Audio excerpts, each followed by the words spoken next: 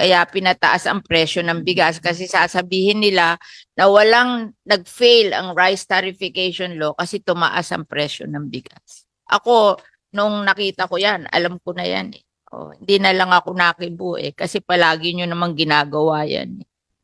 Higit sa lahat, maliban sa pumalpak yung RTL, Wala. nakaka-insulto sa magsasakang Pilipino na kailanman hindi nakakayanin pakainin ang sambayanan. Nakaka-insulto, parang nag-surrender na tayo. Hanggang 2028, basta import na lang ng import, pikit mata na lang. Ganun ba? Talagang itinutulak na natin sa pagpapakamatay.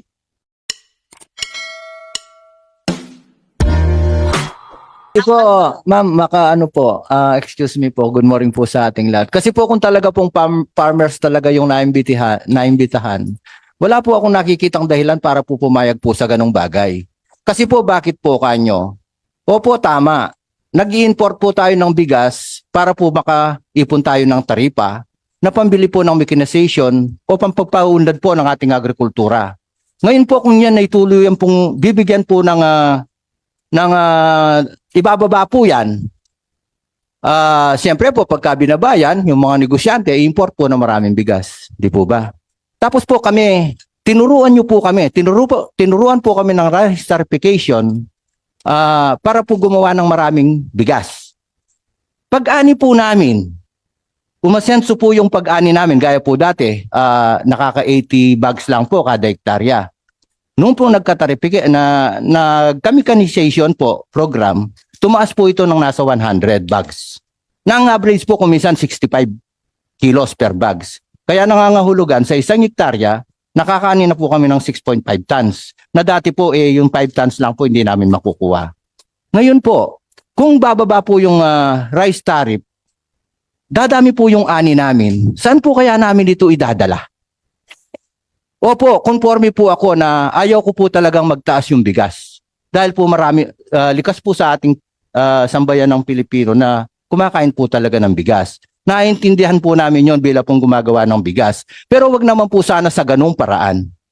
Pagka po pinakain po natin ng mababang presyo ang ating mga mamamayan at kami naman pong nagsasakripisyo para makapuno kung ano man yung kakulangan ng ating sambayan ng Pilipino para po sa pagkain ng bigas, mapapariwara.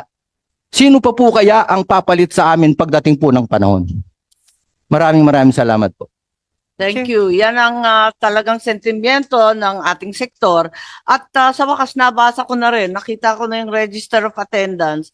Ang narito po, ang nag-attend nung Marso, McDonald's, US Dairy, ang USDA, Cybex Animal Health, at kung sino-sino, wala atang magsasaka nakapag-attend. Nung September, ang oppositor, ang lahat ng farmers. Lahat nag-oppose. Ang liwanag oppositors, Jason Cainglet, Montemayor, Rosendo So, lahat nag-object. So, yung sinasabi ninyo na yung FEF, talaga lahat ng sektor nag-object. Ngayon, yung Register of Attendance, October 23, ang liwa-liwanag, oppositors, nag-object, AGAP, SINAG, UBRA, FFF, PhilMace, SINAG. So, ang ibig sabihin, nag-oppose sila. Pero hindi sila nakonsulta kasi ang lumabas naiiba. Hindi po ba? Ang liwanag naman, oppositor sila. Wala silang sinuggest na 15% reduction till 2028. So, yun ang itatanong ko sa NEDA. Talaga bang NEDA board na lang? Kayo na lang ba ang papataw ng taripa? Bahala na yung mga magsasaka natin. Po. If I may just ang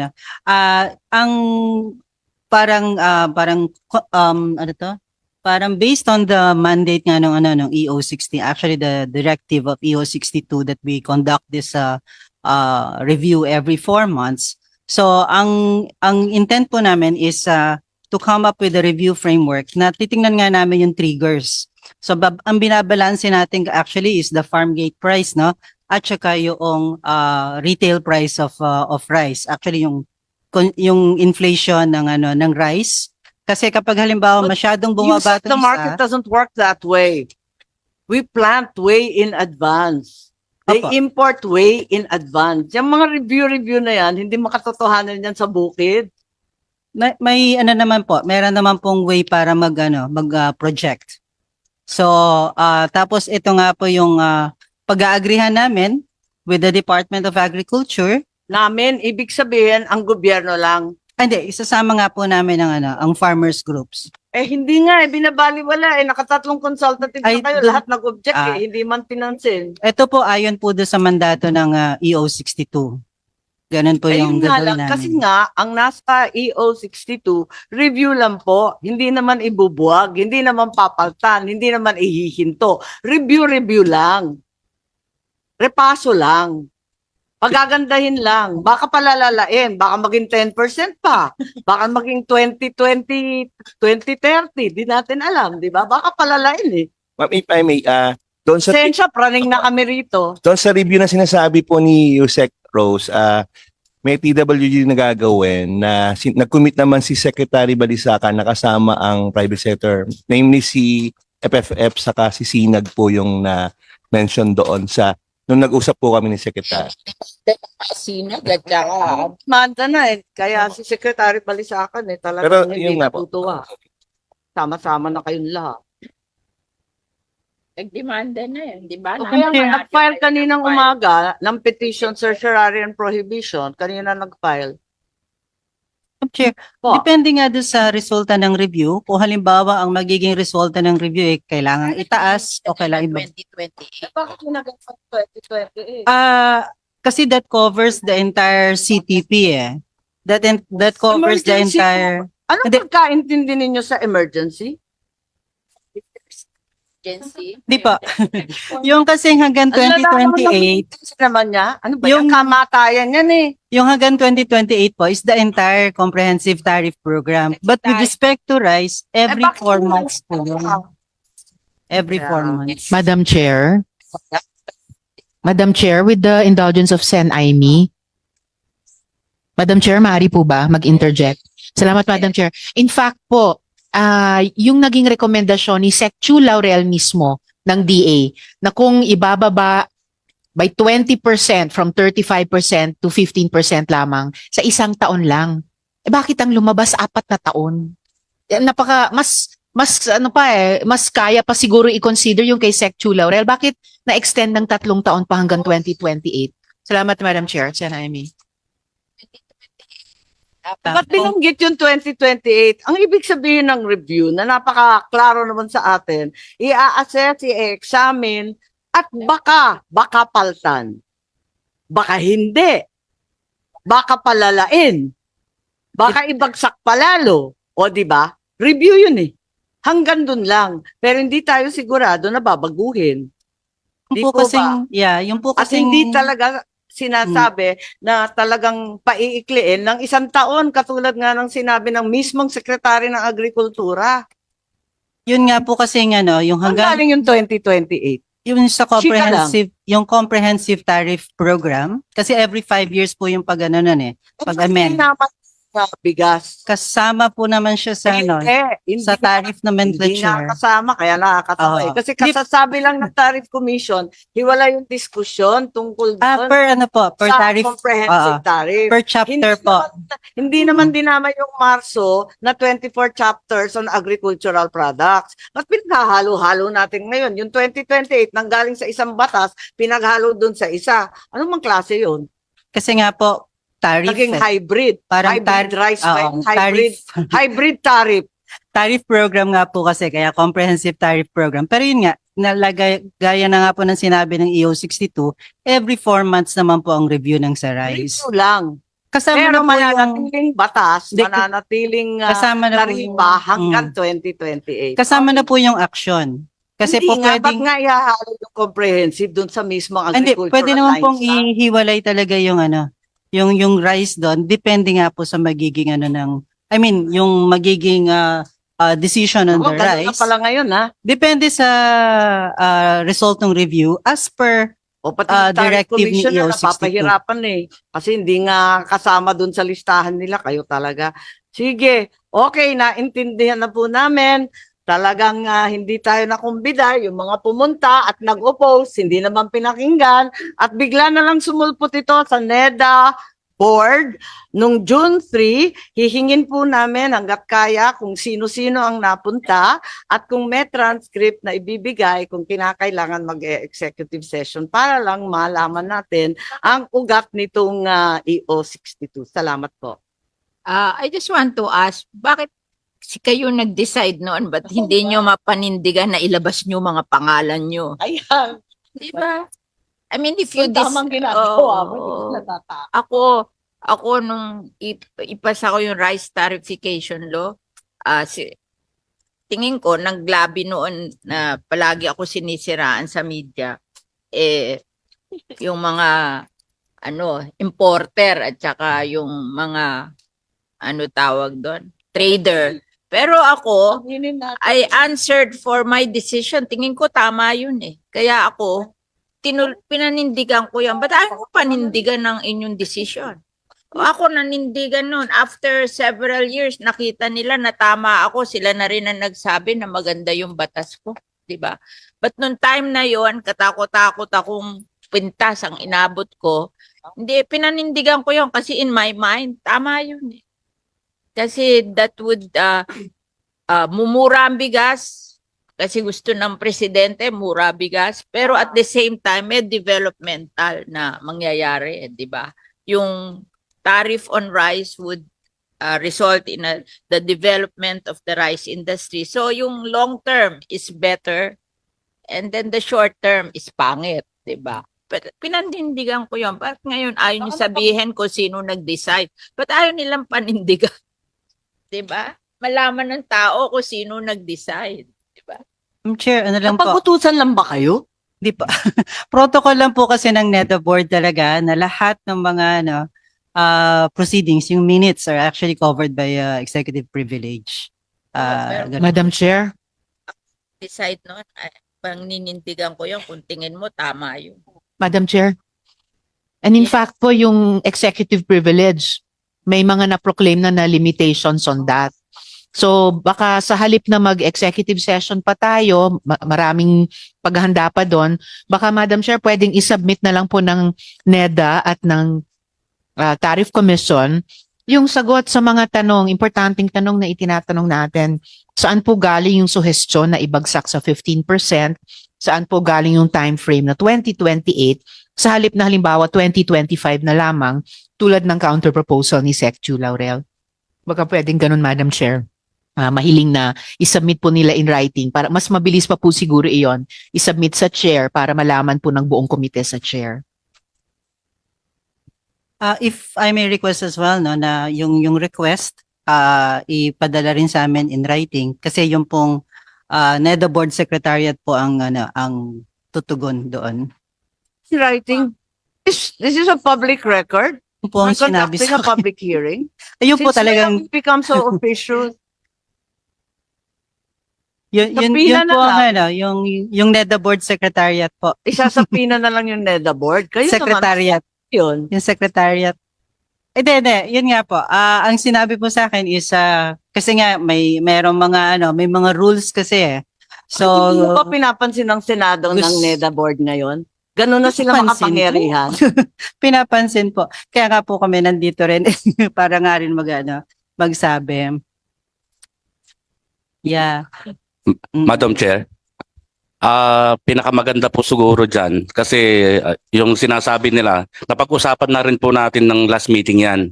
Ngayon, sabi nila, magsasubmit nila hanggang ngayon, wala pa yung mga list ng mga umattend ng mga meeting, previous meeting nila. So kasi ito, Suiza Philippines po ito, buong Pilipinas po ang mga membro ko. So wala pong nakakaalam kahit isa po sa amin yan.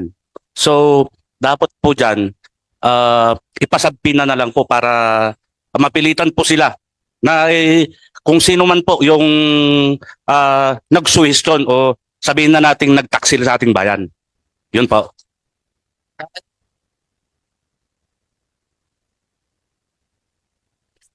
Ang sa akin naman po, wala kasi ako dun sa meeting, So, kailangan na iaano ko pa sana the board secretariat. Yeah. Yung pong NEDA board secretariat na mag-aano. Mhm. Yeah. Madam Chair, if I may. Yun yung ano.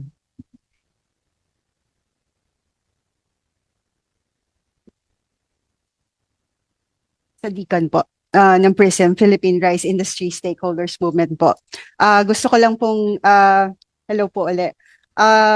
Sana po yung pinag-uusapan, yung review, kung maaari po sana na isama yung buong mga stakeholders at mapabilisan din po. Kasi dahil po dito, yung ating pong objective na mapababa ang bigas, ito pong sitwasyon natin ay lalo pang gumugulo doon po sa lahat ng sektor.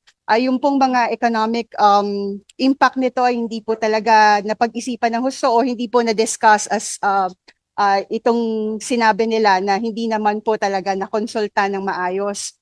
Pero po, bawat isa po sa atin ay affected maging sa lahat po ng industry, sa lahat po ng mga magsasaka, sa mga rice miller po kagaya namin.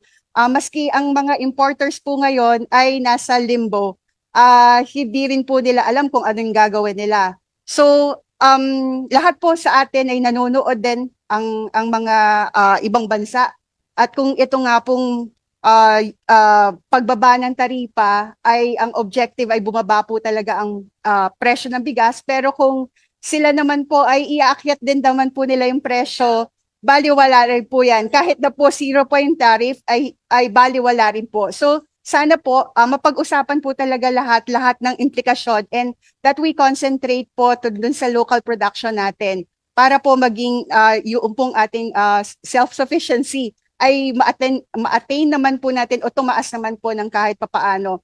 And at the same time din po, magkaroon din po ng mas maayos na forecasting din maging sa mga local at saka sa imported kasi ngayon po talagang nababahala, hindi po alam kung ano yung gagawin. Maraming salamat po. Yeah, Madam Chair. Baka naman kasi sabi, punong-puno ang mga bodega ng imported rice. Punong-puno from Nueva Ecija hanggang sa Zamboanga. Yun ba ang dahilan na biglang may EO62? Madam Chair, ngayon Anong po, masasabi ni Ms. Sadicon, sa expert sa bodega?